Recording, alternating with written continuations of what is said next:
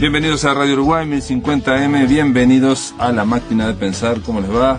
Se vino el calor, se vino y se viene nomás. Mañana 21 vamos a inaugurar, vamos a estrenar el verano, vamos a ir al solsticio, el día más largo del año, y yo creo que, no sé si uno va a ser más caluroso, por lo menos hoy el verano está pisando fuerte, ya no es aquella primavera inconstante y media extraña que habíamos estado viviendo. Estamos viviendo un calor impresionante. Pero bueno, vamos a dedicar esta semana en La Máquina de Pensar, vamos a hacer un panorama de los últimos libros que llegaron a nuestra mesa. Obviamente tenemos, no sé, debe haber más de 12 o 13 libros en la vuelta que hemos recibido en los últimos tiempos. Y esta vez vamos a ir por el pensamiento. Bueno, en La Máquina de Pensar no queda mal hablar de reflexiones sobre el pensamiento italiano contemporáneo. Le doy la bienvenida a José Portillo. ¿Cómo andas, José? ¿Qué tal? Muy bien, muchas gracias por estar acá. José Portillo es coordinador de este libro, Reflexiones sobre el pensamiento italiano contemporáneo, que parece medio extraño, ¿no?, que en Uruguay se haga un libro sobre abordar el pensamiento italiano contemporáneo, pero bueno, uno si escarba un poco sabe que es el reflejo de un ciclo que hubo en la Biblioteca Nacional, creo, ¿no? Sí, en realidad hay que entenderlo en un contexto de facticidad que permite explicarlo. Nuestro sponsor, nuestro apoyo, nuestro mecenas y nuestro impulsor y nuestro amigo ha sido la Unión Latina. Ajá. Thomas Lowe y su director en particular es quien ha permitido el desarrollo de estos ciclos que empezaron en el 2006, una conferencia de Cheroni que recién charlábamos sobre Darwin en la sede de la Unión Latina lo inauguró. Y obviamente, al ser la Unión Latina un órgano encargado de difundir la latinidad, debíamos restringir nuestras conferencias, nuestras actividades vinculadas a la reflexión, a la filosofía, en el ámbito de la latinidad, lo cual no hace que estemos descartando lo otro, ni mucho menos. De hecho, es hoy hegemónico el pensamiento norteamericano y la filosofía del lenguaje, te diría, en general en gran parte del mundo y en particular en nuestro país en el ámbito académico. Entonces, un poco aprovechando ese hueco que nos daban y la posibilidad de trabajar sobre lo latino, resolvimos organizar ciclos de conferencias con, sobre todo, pensadores nacionales y también con la participación de algún extranjero del pensamiento de origen latino. El primer ciclo, después de Darwin, fue sobre el pensamiento francés. Sí, me acuerdo de los pensadores franceses, ¿no? Sí. Y la Biblioteca Nacional fue otro padrino muy significativo. Los primeros ciclos fueron en el local de la propia biblioteca, y ese primer ciclo lo editó la biblioteca. Nadie lo sabe. No sabía una de las preocupaciones... Es un libro secreto. Secreto. Uno de los objetivos de Tomás de Matos, gran amigo, gran persona, gran escritor, fue, apoyarnos, pero además hacer una editorial propia de la biblioteca. Eso le permitió durante ese año editar varias cosas, incluido nuestro ciclo, en un libro que quedó muy lindo desde el punto de vista material y creo que tiene buen contenido. Pero creo que ha encontrado en la biblioteca una serie de trabas burocráticas en cuanto a la difusión del libro, que no se puede ni regalar ni vender, no sé. En cuanto a la distribución, por lo que yo tengo entendido, hay toda una serie de problemas parece que una parte de la venta de los libros tenía que ir a para los funcionarios, una historia así. Es complejo. El libro quedó precioso, nadie sabe que existe. El segundo ciclo fue orientado hacia el pensamiento italiano, el pensamiento francés ya encandila, como dice Massa en el prólogo, decimos junto con Massa, y no era demasiado necesario explicar por qué lo francés. Claro.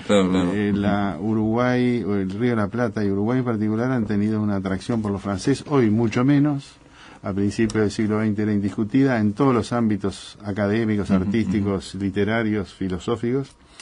O sea que no era casi necesario explicar por qué lo francés, era más difícil explicar lo italiano. Sí. Que fue el segundo ciclo, pero el tercero fue dedicado al pensamiento español, que no fue cosa menor. Contamos con el profesor Thiébaut de la Universidad de Carlos III de Madrid, y este año, vinculado al inicio de las fiestas del Bicentenario, estuvo dedicado al pensamiento latinoamericano, y contamos con nosotros ni más ni menos que con Enrique Dussel, uno de los pensadores más destacados que ha producido América Latina, de origen mendocino, pero afincado en México hace 30 años, pero que se codea con los grandes pensadores europeos y americanos de igual a igual. O sea que han sido muy productivos estos ciclos y el apoyo de la Unión Latina. Y este libro que ahora presentamos es el que se corresponde al 2008, Y como decíamos, había que explicar por qué lo italiano. Yo hice la introducción, además de un capítulo, y además de la coordinación, y me pareció extraordinario tomar unas palabras de Luigi Pareison, del congreso, del famosísimo Congreso de Filosofía del 49 en Mendoza. Es un congreso muy famoso, participó gente muy importante, donde Luigi Pareison define con precisión casi matemática las características de la filosofía italiana y que tienen vigencia hoy. Por eso en la introducción, que la mitad es literal transcripción de Luigi Pareison, básicamente dice como que no hay un solo pensamiento, no hay una hegemonía, digamos, de un pensamiento en Italia, y tampoco hay grandes sistemas, sino que es algo eclecticismo. Muy movido y para nada, digamos, dogmático, ¿no? O sea, muy sincrético y ecléctico, diría yo, ¿no?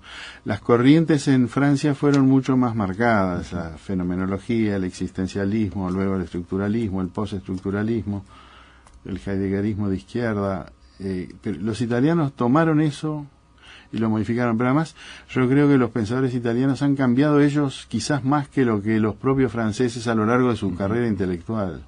El propio filósofo o pensador va cambiando a lo largo. Gianni Vattimo, que empezó siendo un marxista, después es católico, sigue siendo un pensador de izquierda, pero digo, han cambiado bastante.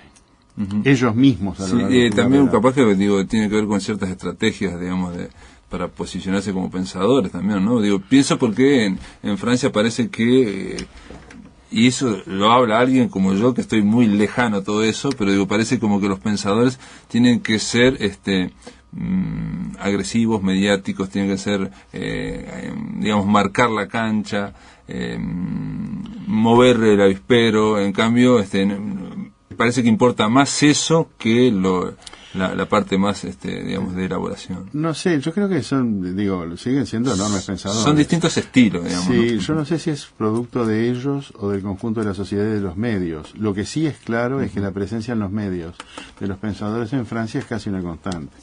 Bourdieu, el gran maestro, que era sociólogo, pero en realidad era originalmente filósofo, en su posgrado se orientó a la sociología. Un gran pensador, estudió mucho el tema de los medios, el vínculo de los intelectuales y los medios en la forma contemporánea.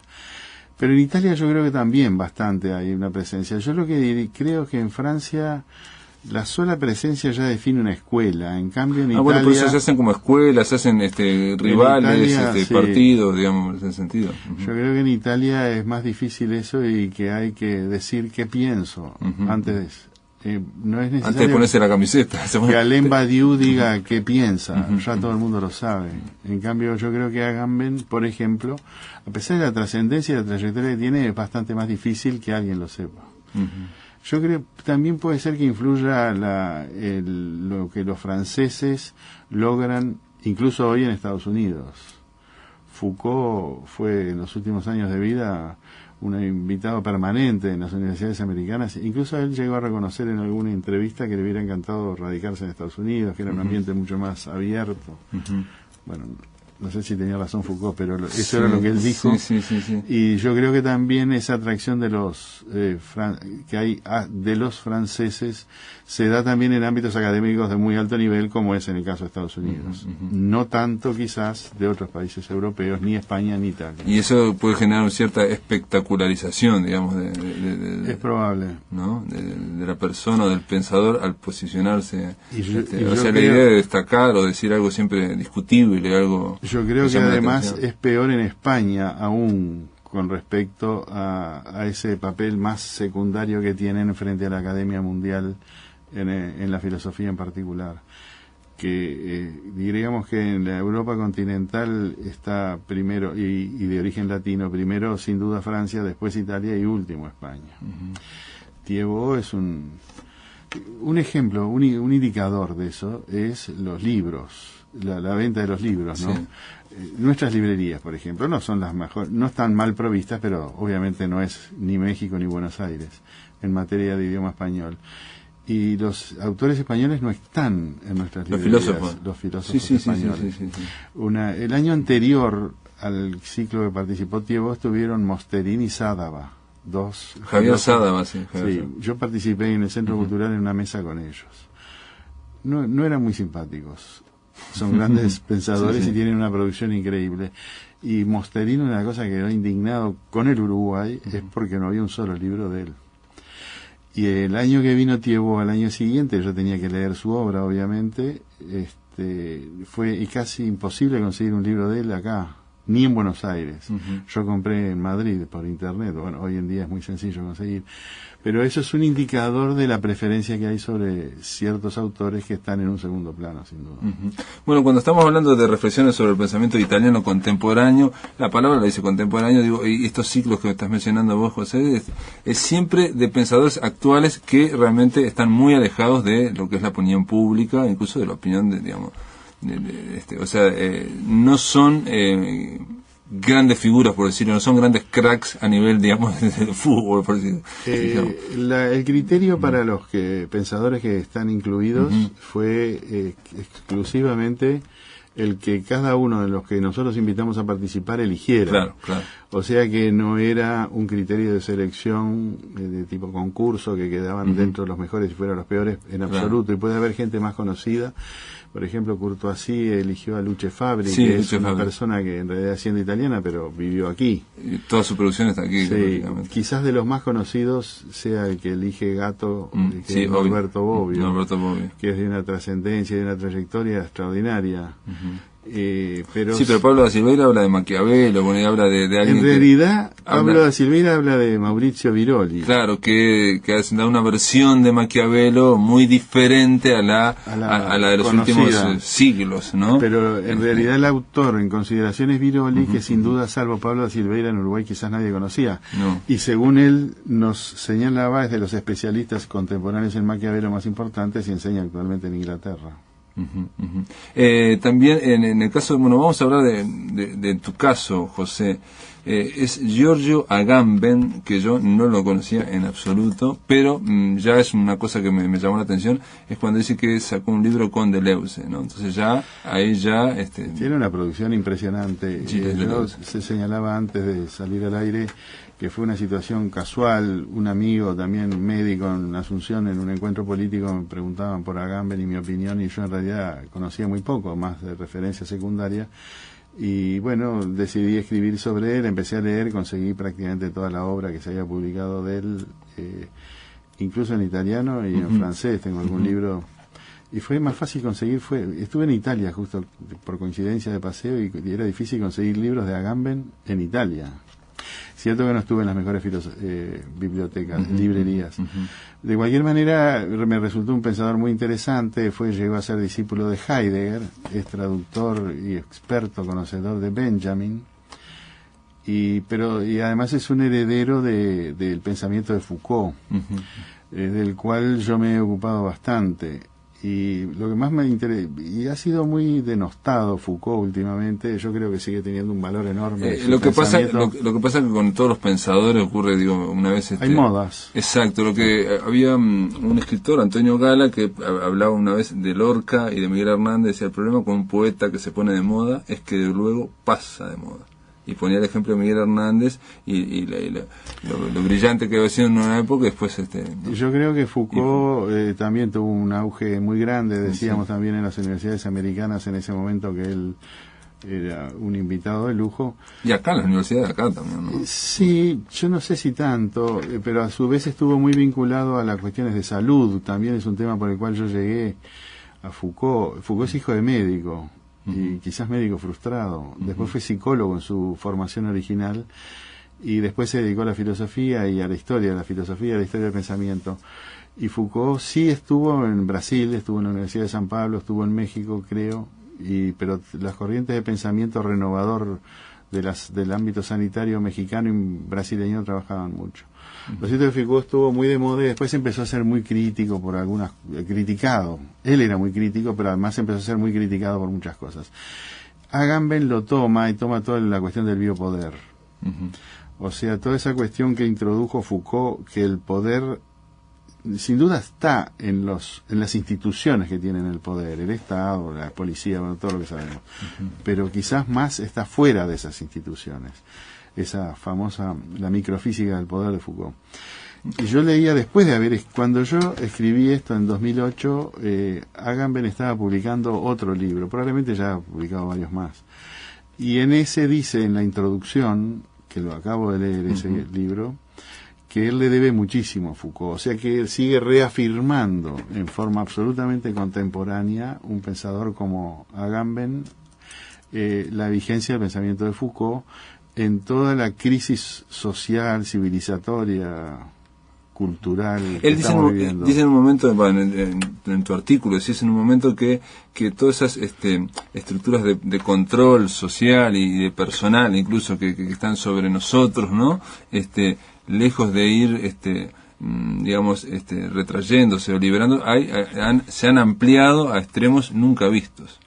Sin duda, y la medicina ha sido, consciente o inconscientemente, una fiel herramienta para ese sistema. Ha sido muy funcional a un sistema de control. Ya no hablo de Trotsky ni de Lenin, pero hablo de Locke, Hume, John Stuart Mill. Si hoy vivieran, se horrorizarían, porque el terror de esos primeros y grandes pensadores liberales fue la opresión del Estado. Por ejemplo, la posibilidad de la eutanasia o hasta del suicidio, como que esas estructuras represivas van más allá de las instituciones.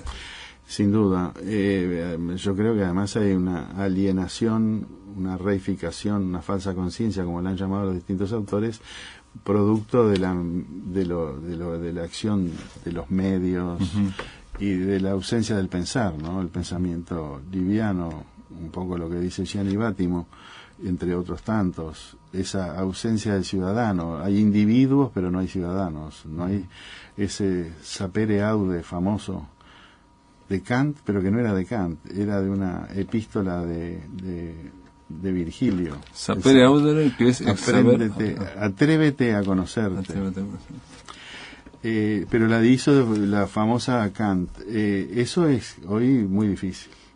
Yo creo que hay muy diversos mecanismos de alienación que llevan a ser un títere en un ambiente en que uno se cree que es el rey del mambo, como está de moda decir en términos no filosóficos, y es un mero títere desde los grandes espectáculos, todos los movimientos de masa que se dan hoy en día, de intereses que están muy por encima de lo que uno ni siquiera se llega a enterar.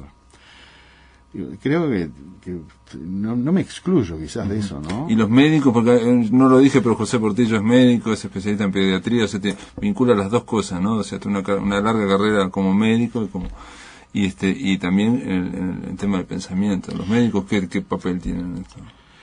Y como decía, no es una personalización, ¿no? Es una cuestión global. Hablábamos también antes del seminario aquel que organizamos en el Instituto Goethe en el 93, que participaron cientistas sociales uruguayos muy destacados. Había venido un alemán también, de mi edad, era profesor del Instituto de Historia de la Medicina en Düsseldorf, Lavish, que hizo una excelente presentación, aquel seminario sobre la medicalización. Ahí ya se analizaba desde todos los puntos de vista de las ciencias sociales cómo la sociedad va siendo captada y cooptada por los procedimientos médicos. Que no es que el médico personalmente tenga mucho poder ni mucho dinero, de hecho los hay con mucho poder y mucho dinero, pero no necesariamente, ni es una cuestión consciente. Y es lo que es difícil de entender, pero todos los procedimientos masivos de vacunación y de todo ese tipo de cosas van captando a la sociedad y medicalizándola. Pero además, de hecho, la propaganda, los medios de comunicación, hoy belleza y salud son sinónimos. La comida, la nutrición, todo es pasible de ser medicalizado, y la razón médica es como que no tiene contrafuerte, por decirte algo. O sea, y nadie puede hacer nada si no es sin el consejo médico.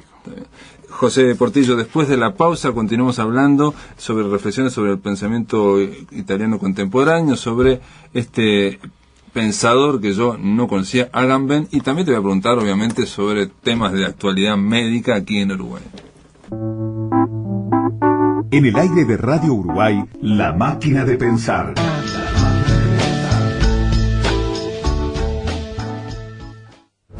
En diciembre, el gordo de fin de año se viene con 75 millones de pesos. ¿Y vos qué esperás? Subite al colectivo. El 29 se sortea el gordo, el más grande del año. Lotería Uruguaya. Ganas vos, ganamos todos. Les invitamos a ingresar a nuestra página web para escuchar nuestras radios en internet y comenzar a crear juntos sus contenidos.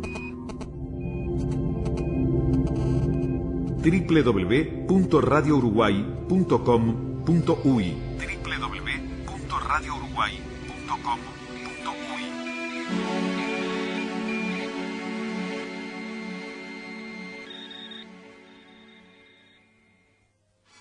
Pareciera que un tipo se recibe de buen entrenador que hace 3 turnos. Sería más o menos que si a vos te visita el médico una vez, es un mal médico. Si te visita 2, es un muy buen médico. Y si te visita 10 veces el médico, es Dios. Y eso no es así. ¿De qué hablamos cuando hablamos de fútbol? Derechos exclusivos. Bardanca, Álvarez de Ron, Farto. A la 1, en la 26.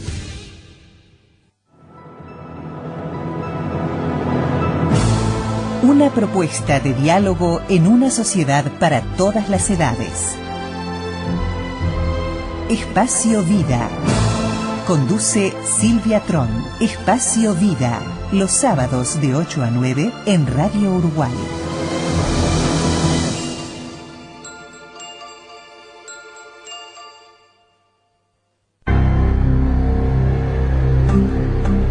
Somos Radio Uruguay. 1050 AM, Montevideo, Uruguay, con su repetidora 103.9 FM en el departamento de Colonia.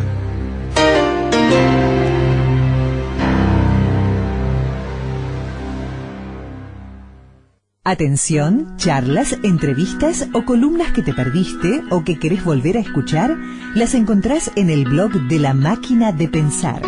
Ingresá a piensamáquina.blogspot.com y bienvenido al corazón de las palabras.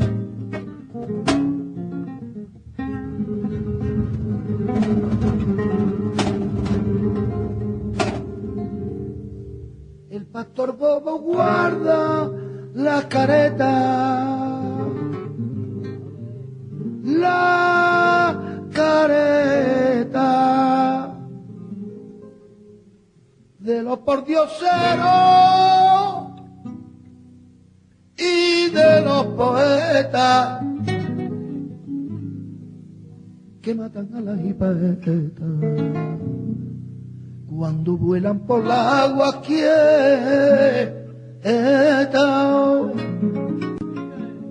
careta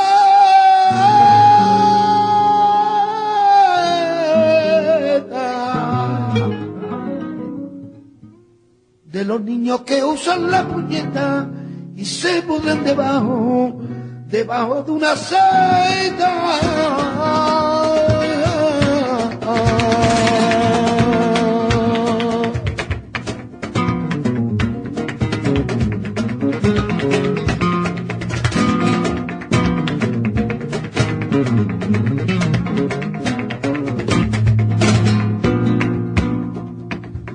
Careta de las águilas con muleta, careta de la careta que no decreta y se puso de harinita color violeta, color violeta, color violeta.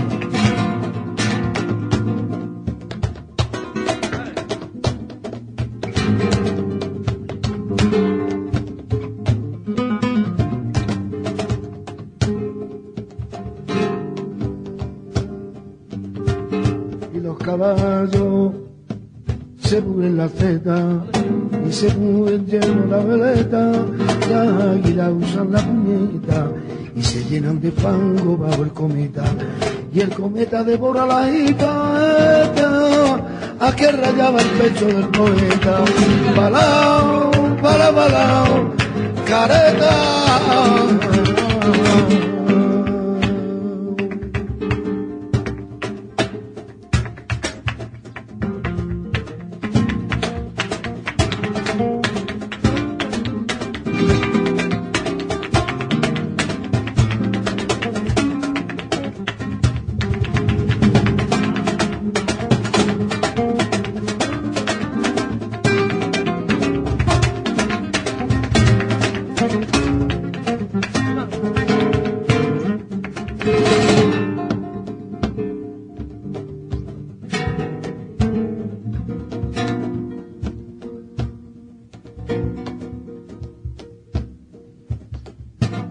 caballos se pudren la seta y se llenan bajo la vereta. Las águilas usan la puñeta y se llenan de fango al cometa. Y el cometa devora la jipata que rayaba el pecho del poeta. Balao, bala, balao, careta.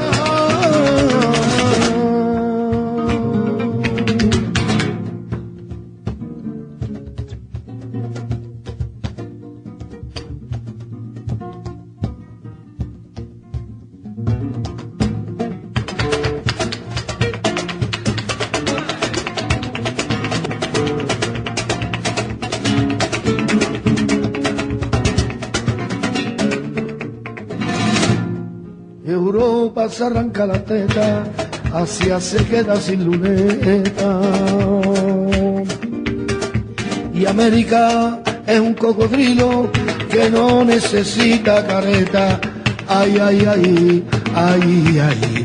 La musiquilla, la musicata de la puaría y la luneta, de la puaría y la luneta, de la puaría y la luneta.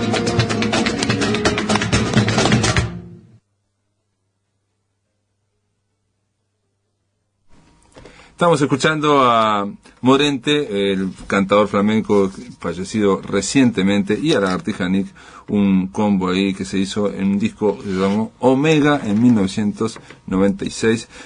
Continuamos aquí, fuera de micrófono, estábamos hablando con José Portillo, bueno, estábamos hablando ya de Italia. Claro, cuando uno habla de Italia, mira reflexiones sobre el pensamiento italiano contemporáneo y piensa, bueno, estos pensadores hablarán de Berlusconi, del fenómeno Berlusconi, no, es un fenómeno, que yo creo que no sé si trasciende todo o frivoliza todo, es una gran máquina mediática de espectacularización que hace que genere toda una pátina, ¿no? Muy frívola, o qué, digamos, pero que casi nadie habla de Berlusconi. Yo creo que también es un fenómeno universal, ¿no? Esa trivialización.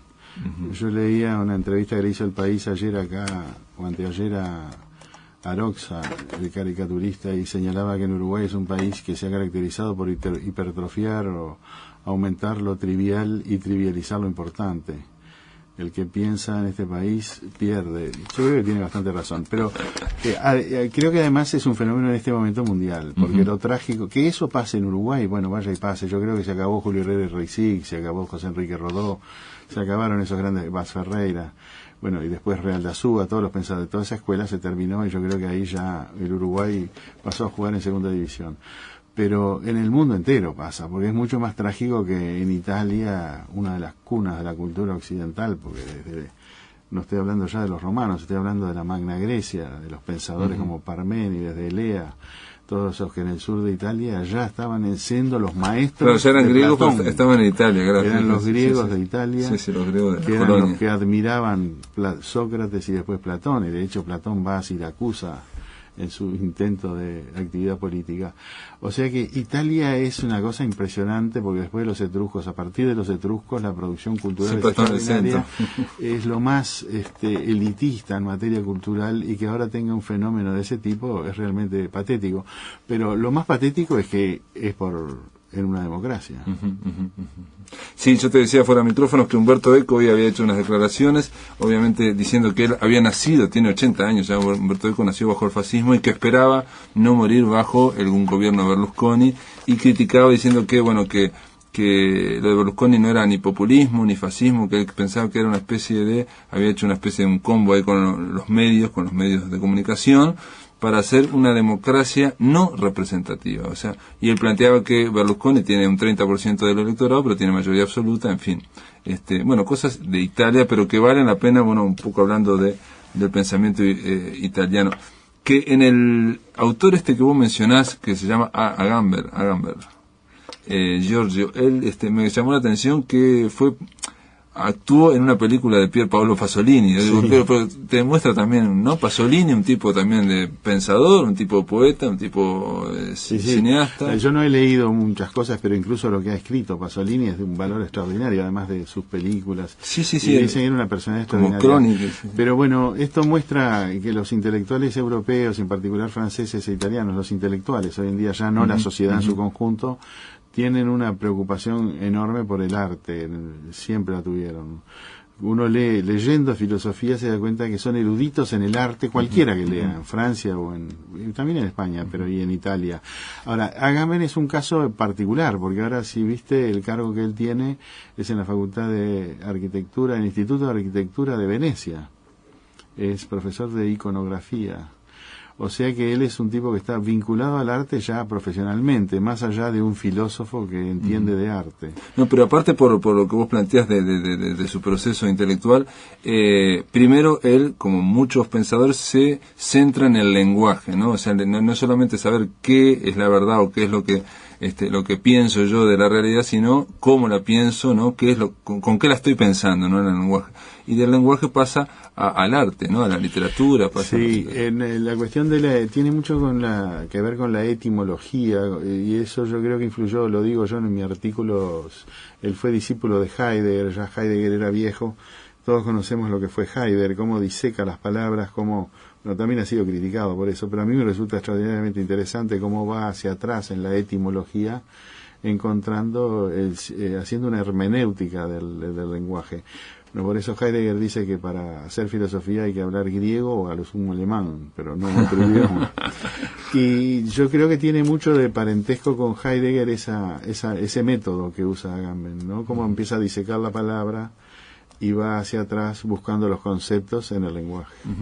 Pero decís una cosa central de este pensador Agamben que a mí me llamó muchísimo la atención y que llama la atención si uno la escucha así en frío, de que él piensa de que para los hombres ya no hay experiencia. O sea, eso para lo cual nosotros vivimos, que puede ser el sentido de nuestra vida, ¿no? O sea, nacemos en esta tierra, experimentamos, ¿no? Sensorialmente todo, nos desarrollamos. Bueno, él lo que dice Agamben, que ya no existe experiencia, casi que la mayoría de los individuos no tenemos experiencia. L'uomo senza contenuto, el hombre vacío, ¿no? Yo estoy bastante de acuerdo con eso, también lo conversábamos recién, el predominio de la frivolidad, el pensamiento light. La virtualidad también, ¿no? Todo el tema de la virtualidad lleva a que uno pueda, o experiencias vicarias, ¿no? De creer que uno puede conocer esto, vivir esto, si en realidad no estuviste ahí, no lo viviste. Baudrillard fue el gran inventor del pensamiento virtual, que llegó a decir que la guerra de Irak era virtual, no había existido. Pero sí, yo creo que se dan una serie de factores para que el pensamiento light sea hegemónico. Y el hombre sin contenido es eso, la sociedad transparente, como dice Gianni Vattimo también, donde los medios manipulan. Leía en Le Monde, en el último Le Monde, un discurso que hizo Amy Goodman, que acaba de estar en Argentina, en un encuentro de medios independientes interesantísimo, ¿no? Como dando datos de esto que hablamos. Por ejemplo, señalaba ella, en el momento de la guerra hicieron un cálculo de cuántas entrevistas se hacían a personas que hablaban sobre la guerra de Irak, la segunda creo que era, la de George Bush. Sí, la dijo.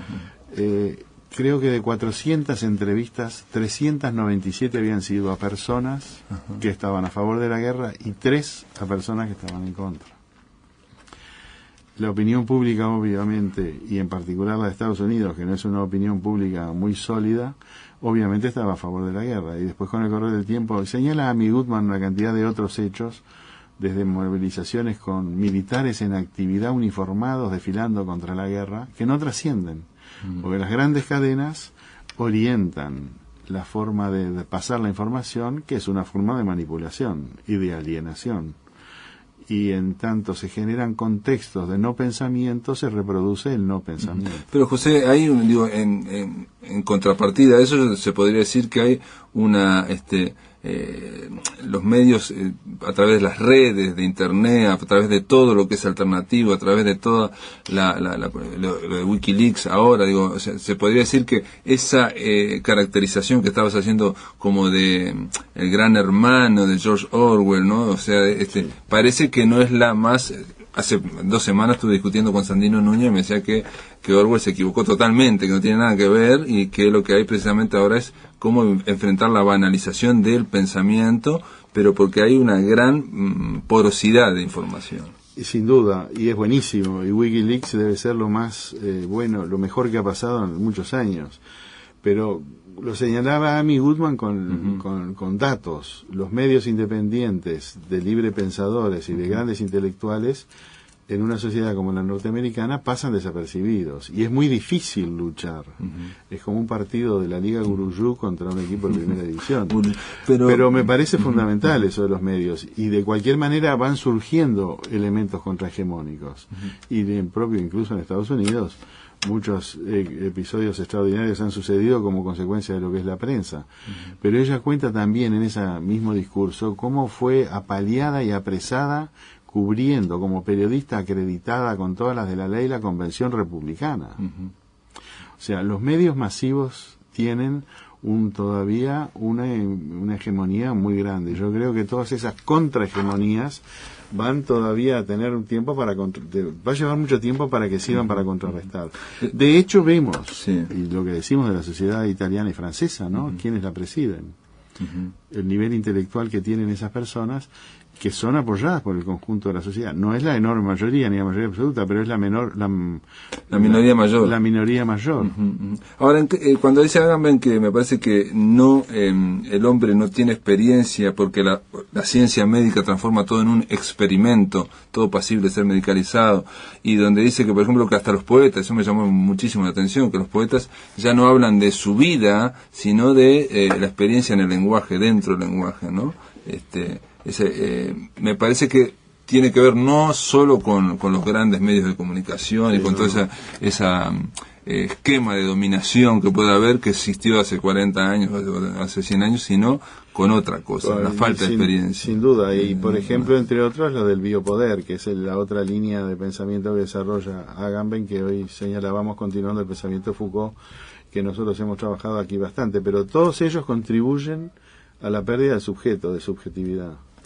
Verás que uno de los libros míos que te traje, Ciencia y Utopía, es la recuperación del sujeto. Y el camino a la libertad es el otro. Yo creo que no hay sujeto, ni hay libertad, y que no haya experiencia a consecuencia de eso. O que la hay, digamos, cuando uno dice estas cosas, es lo que dice Agamben, intentan ser, él lo define, bueno, y yo me puedo suscribir a lo que él dice, y dice que era lo que hacía Foucault, que son paradigmas en el sentido de Thomas Kuhn, que Kuhn lo aplicaba para la ciencia. Estos serían formas de entender y explicar los fenómenos sociales en su conjunto con figuras que son especie de metáforas, el campo de concentración. Como condensaciones, ¿no? O sea, Agamben dice que la figura más importante es el campo de concentración de la modernidad, ¿no? Y no la ciudad como se habla, pero para no irnos, y ya nos queda poquito, y para bajar un poco a tierra con Uruguay, estamos hablando de Agamben, del poder médico, la medicalización, se habla de dos tipos de vida, ¿no? Bios y habla de lo que es la vida, digamos, natural y la vida biológica. Claro, y que solamente nos queda la vida biológica, instintiva, porque todo lo cultural está siendo muy manipulado y controlado, no excesivamente controlado.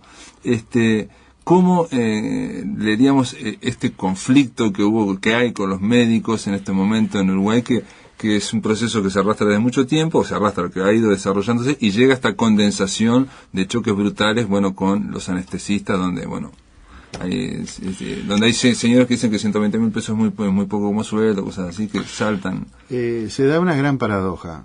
Hay una necesidad cada vez mayor de la medicina y los médicos, y una sensación de rechazo cada vez mayor a la medicina y los médicos. Y esa paradoja no tiene solución. En realidad para mí es casi una situación que va a llegar a un extremo cada vez peor. Y eso lo analizábamos en aquel seminario del 93, y de ahí para acá se ha ido agravando.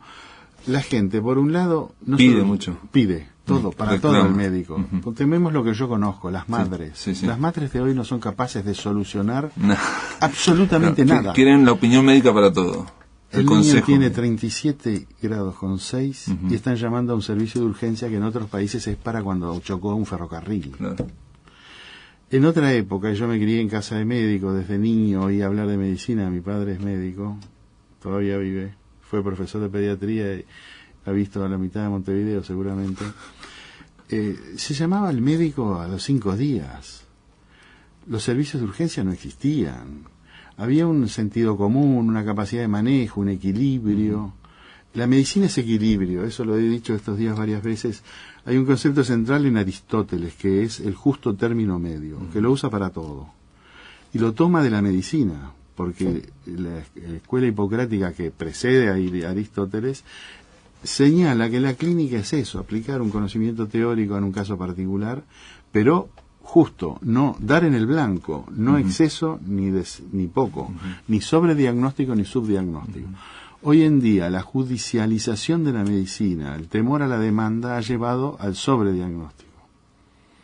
Entonces siempre se actúa de más por si acaso, se gasta mucho, se agrede, se hace iatrogenia por las dudas.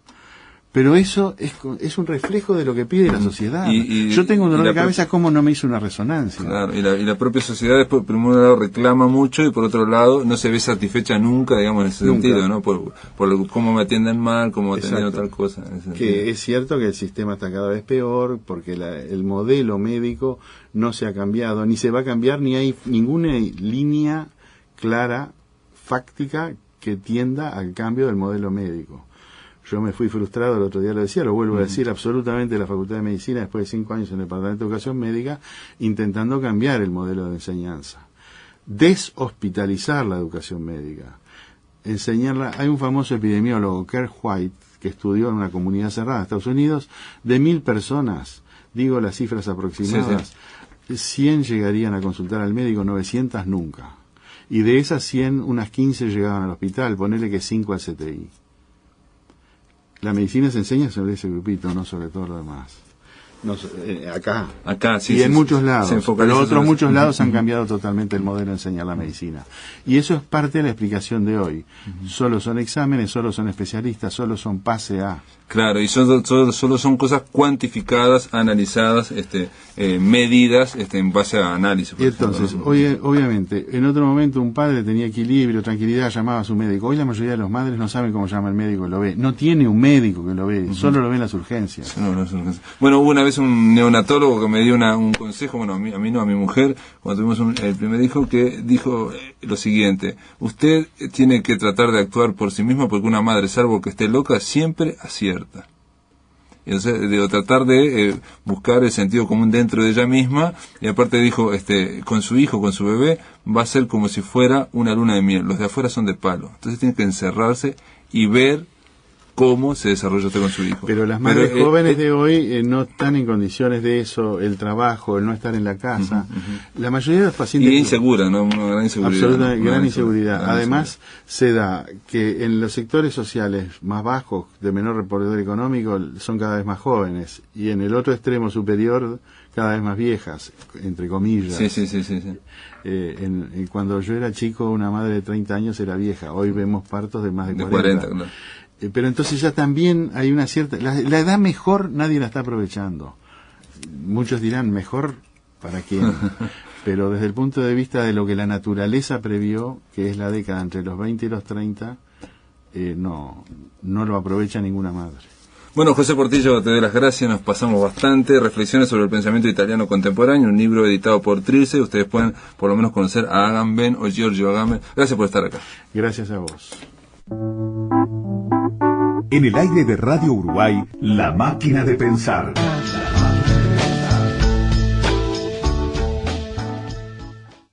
¿Qué significa ser la empresa de comunicación de los uruguayos? Es invertir en más de 6.000 kilómetros de fibra óptica, para que en cada hogar del país existan herramientas que nos permitan acceder a nuevas oportunidades, y para que antes del 2014 todos estemos conectados. Todo esto significa que cada vez que confías en nosotros, haces crecer al país. Ese es nuestro gran compromiso. Antel, la empresa de comunicación de los uruguayos. Actividades de los centros MEC. Florida, martes y jueves del mes, 25 de agosto. Taller de salsa, Salón Pasivos, hora 18. Miércoles del mes, Cerro Colorado. Danza folclórica, Salón Comunal, hora 17. Jueves del mes, Fray Marcos, taller de dibujo para quien no sabe dibujar. Salón Club de Abuelos, hora 15. Sábados del 25 de agosto, taller de teatro y artes circenses. Centro MEC 25 de agosto, hora 14. Artigas, 25, Ciudad de Artigas. Proyección de cine en la cárcel departamental de Artigas, hora 15. Centros MEC, llegando a todos los rincones del país. Ministerio de Educación y Cultura apoya Radiodifusión Nacional del Sodre.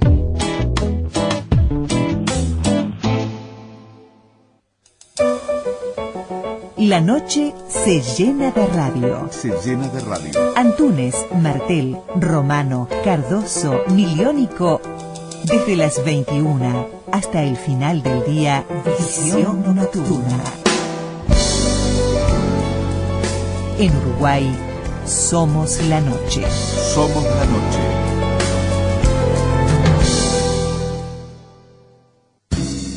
Este martes en Radio Uruguay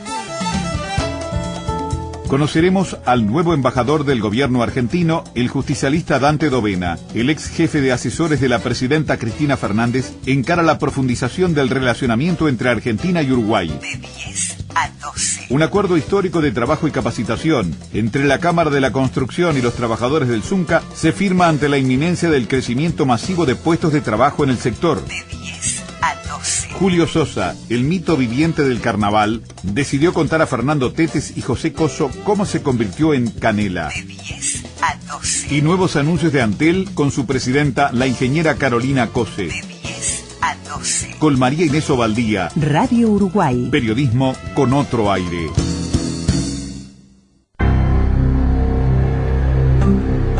Somos Radio Uruguay, 1050 AM, Montevideo, Uruguay, con su repetidora 103.9 FM en el departamento de Colonia.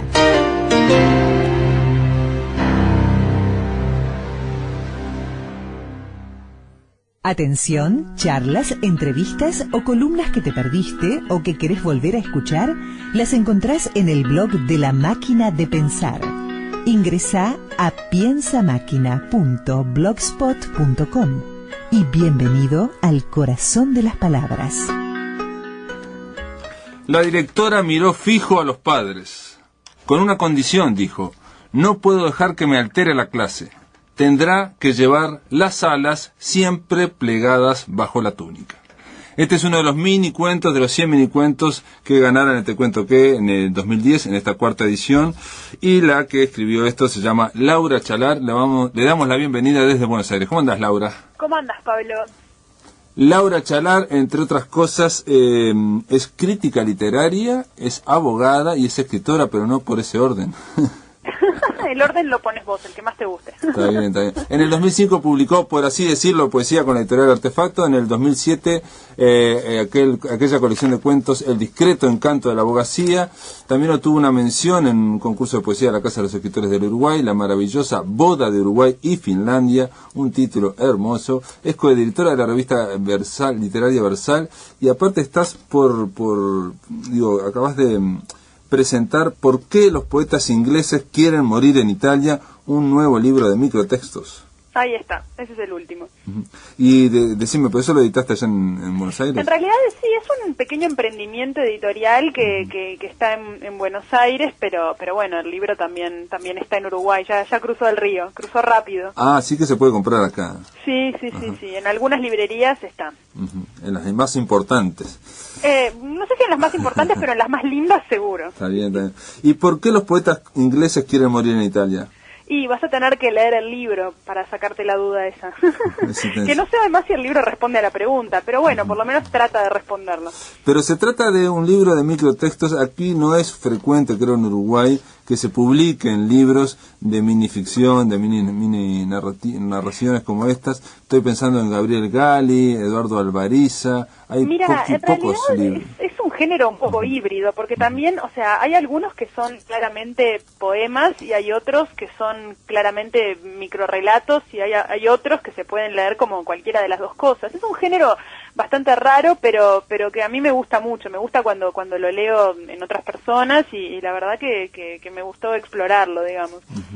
En Argentina y en México está muy desarrollado, en España obviamente también, y bueno, yo he leído bastante crítica sobre el tema, y Ana María Yuba, una escritora argentina que se dedica desde hace mucho a esto, ella planteaba que no le gustaba, bueno, aparentemente hay un consenso entre todos los que hacen minificción en no hablar de minicuentos, no hablar de microrelatos.